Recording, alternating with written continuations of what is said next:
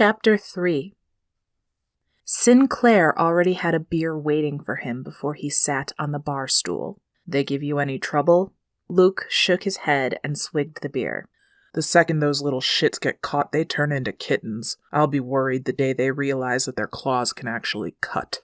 Sinclair smiled and moved away, wiping the other end of the bar. Luke shot a glance back towards the table where the redhead had been sitting. He'd only been outside for 5 minutes and hoped that she hadn't left yet, but no one was sitting there anymore.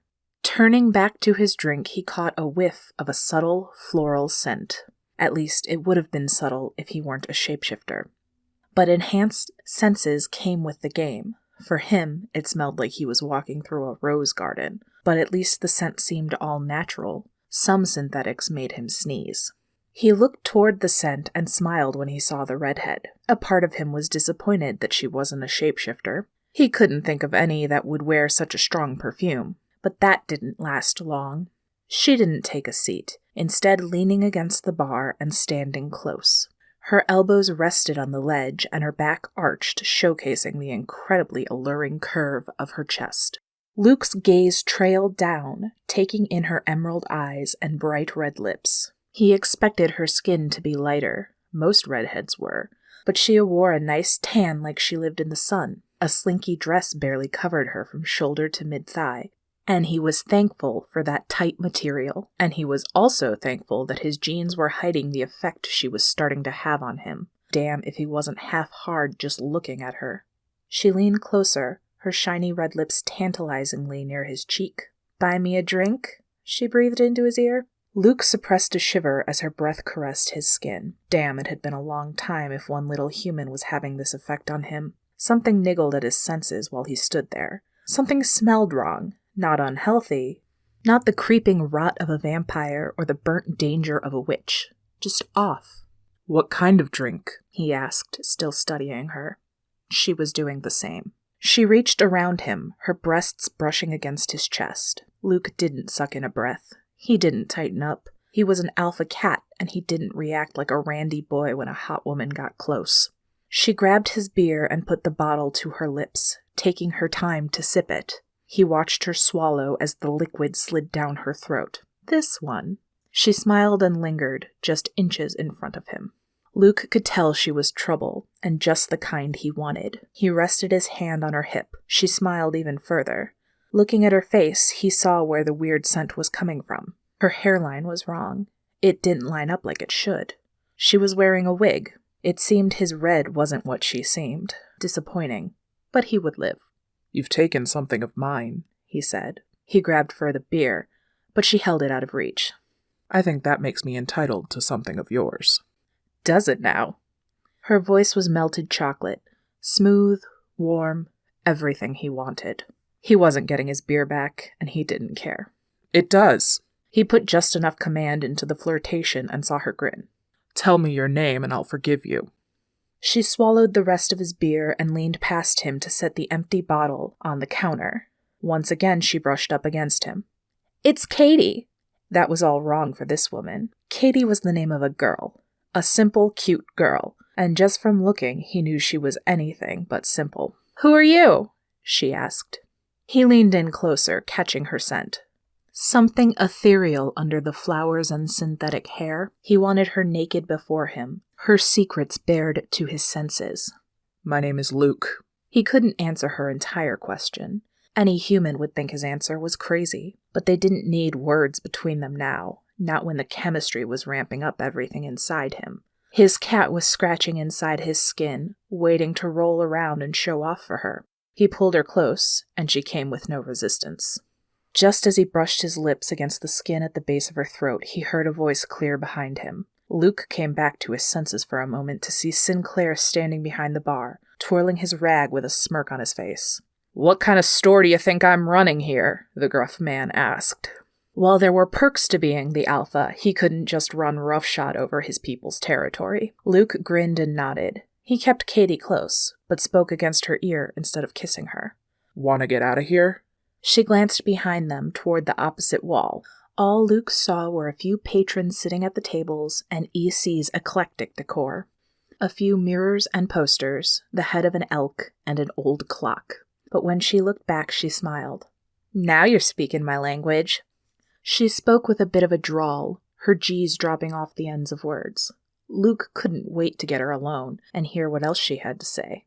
He led her out of the restaurant, one arm possessively around her waist. A few pack members eyed him, but they said nothing, their expressions carefully neutral. Luke Torres did not pick up women in local bars. Ever. But there was something about this one that he wasn't letting go.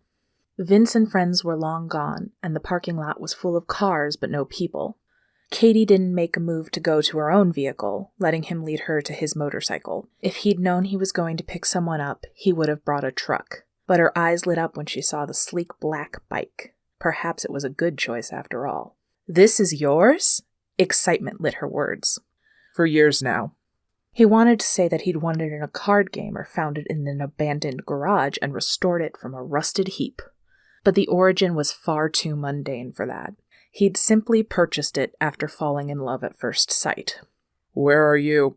His phone interrupted him, vibrating in his pocket, and Alpha's work was never done. He gave her an apologetic glance and answered. "It's Torres." Gone was the flirtatious man he'd been with her. Now his voice was pure business. Maya Nunez, his head of security, spoke. "We've had some anomalies tonight. I think it would be best if you could come check on the security feed." He wanted to curse. Here he had a beautiful woman who seemed to like him and his bike, and he had to go home. For a moment, he considered taking her back with him, but she was human, and that couldn't happen. "Got it. Prepare a report." He hung up and looked back at Katie. "How long are you in town?" She didn't live in Eagle Creek. He would have recognized her. She shrugged, disappointment in her words. "I'll be around for a bit. Who knows?" Oh, what the hell.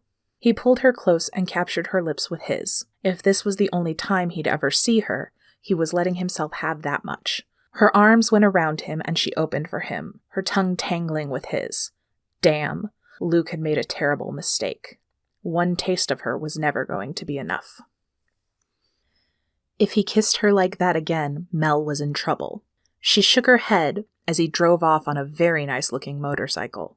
There was work to be done, but her fingers drifted up to rest on the smeared lip gloss on Katie's lips. Mel wasn't the type to wear something so bright or sticky, but Katie Jenkins, one of her more fun identities, absolutely loved it. And both of them clearly had the hots for a certain dashing werecat. But that was neither here nor there. She pulled out her phone and checked the time. Including the time it took to travel to his place, Krista and Bob should have had at least 20 minutes to get started.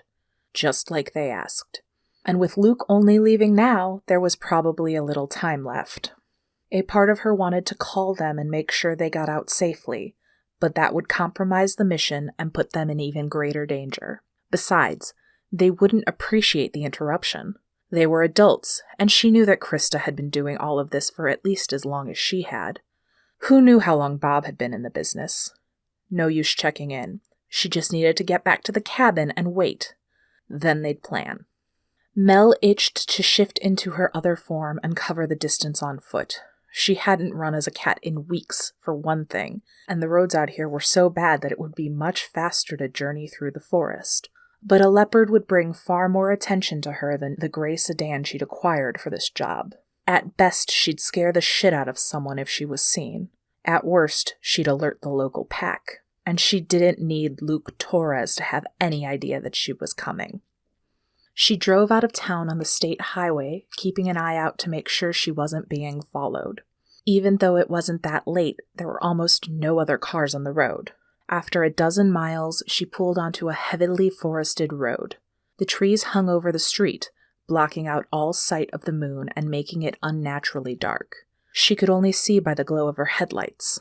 With the help of her GPS, she found the second road, this one somehow even darker than the last. She saw no houses, no mailboxes, nothing to indicate that anyone lived out here. The incline grew as she went higher up the hill. There wasn't a mountain, there weren't any so close to the city, but this foothill offered just enough wilderness for summer travelers to truly feel like they were escaping civilization. Her final road was more of a dirt path. Only one vehicle could go in a direction at a time, but since the only place on this road was their cabin, that wouldn't be an issue. The trees gave way to open land, and the bright moon illuminated the quaint wood cabin that she'd rented. Unlike the car, she'd come across the property through relatively legitimate means. There was no reason to be surprised by vacationers. Neither Krista nor Bob were back yet, so Mel set about making dinner. She'd meant to eat something at the restaurant, but the stress of speaking with her team once more, and then the little distraction with Torres had put a damper on that. She preheated the oven and pulled a plastic bag filled with pre-made chicken fingers out of the freezer. After a moment's thought, she set out enough for the three of them. Maybe Krista and Bob wouldn't be hungry, but it seemed callous not to be prepared. The oven had barely finished preheating when she heard the gravel crunch outside from another car coming up the road. Mel shoved the food in the oven and waited for her teammates to join her. She heard the muffled sounds of Krista and Bob talking before they reached the door, but once they came into the cabin, they were silent other than a brief greeting. "I'm making food if you're hungry," Mel offered. Krista smirked. "Let me guess, chicken nuggets?" She set a large canvas bag down on the coffee table and plunked herself down on the couch. Bob joined her. Together, the two of them occupied most of the couch space, leaving Mel no choice but to bring in a chair from the kitchen. Neither Krista nor Bob seemed apologetic. "How did it go?" If her partners didn't want to make small talk, she'd be all business. Simple as that. Krista dug around in her bag and pulled out 4 small red stones. She moved the bag to the floor and set the stones up as the corners of a large square on the table. With a wave of her hand and words that Mel couldn't quite understand, Krista's enchantment lit up, and light shot out of each of the stones, forming a square. Slowly, a picture filled in. It looked like a 3-dimensional blueprint with furniture layouts and shadows darting around, representing people inside of the building. The enchantment was hazy, incomplete. Mel had seen Krista use this spell to create something as substantial-looking as a dollhouse. What they had now was disappointing. "It's bad," Krista said. "Bad how?" Mel could deal with bad. Hell, she loved dealing with bad. "Very bad," Bob added. "Their security is at least double what it should be right now. The vault is only accessible through 3 checkpoints where someone is sure to catch your scent, and even if we can get you in, there's no way to get you out." Krista detailed everything up to the vault, but made it clear even their magical reconnaissance couldn't get inside. "But you can get me in?" If she could get in, she could get out, even if she had to drill a hole through the wall to do it. "They'll have your scent. You won't ever be able to walk this area again. And that's if they don't kill you." Concern laced Krista's words. "This is bad, Mel. If we had 3 months and a team of 7, maybe we could pull this off. But not in 2 weeks. Not with just us. If this is the only way closer to Ava, we have to take it." Mel didn't pace the room, but she tapped her fingers against the seat of her chair. Just the thought of Ava had her ready to fight. Krista and Bob exchanged a glance. After a moment, Bob excused himself. Mel heard the door close when he went outside. "Mom has done this shit to you before. Remember the Rialto? Do you even know if the stone is scry-worthy?" Now Mel did get up. She wouldn't lie about that. Krista leaned back and crossed her arms. "Have you met her?" "She started lying to me about when my birthday was when I was 3 years old. She has no concept of honesty. She won't lie about this because she knows that I'll never work for her again if she does. This is too important." The map on the table blinked and a new display showed up. "What's this?" Krista gave it a look. "Alpha's quarters, far as I can tell. Directly above the vault. Well, 3 stories above it, but there's nothing the rest of the pack can access." Luke Torres in his own quarters. Now there was a delicious thought. But Mel pushed it aside. "Does he have direct access to the vault?" Krista picked up one of the red stones and the pictures dissolved. She shoved her hand in her pocket and gave Mel a hard stare. "There isn't a plan that gets you out of that freaking fortress. Bob has been thinking about it all night. If he can't think it, it can't be done. Remember Phoenix? That ended with you half on fire, me with a broken leg, and Bob nearly bleeding to death." Krista crossed her arms. "Of course I remember Phoenix. You're not thinking clearly about this." "No!" Mel didn't mean to yell, but it ripped out of her. "Ava killed my parents. She killed everyone I loved, and she made me become this thing." Mel bit off the rest of the thought. Krista didn't need Mel's shit piled on her own. "What I mean is this. I'm doing this job. I will succeed. But I need you and Bob if I'm going to get out of this thing. For real. So please help me. Krista reached out with one hand but pulled it back before it was even fully extended, curling her fingers into a fist. It takes 2 weeks to make a transportation charm that probably won't kill you, a month to make one that definitely won't, and 3 to make one that will ensure all of your parts end up in the right place after you use it. Without that charm, we can't get you out. They'll have your scent, and running will be useless. The problem started turning over in Mel's head. We have to think of something. I'm doing this job, and I'm not going to kill myself getting it done. Krista rested her head on her hand and let out a sigh. Then let's talk to Bob. But I'm telling you, we're screwed.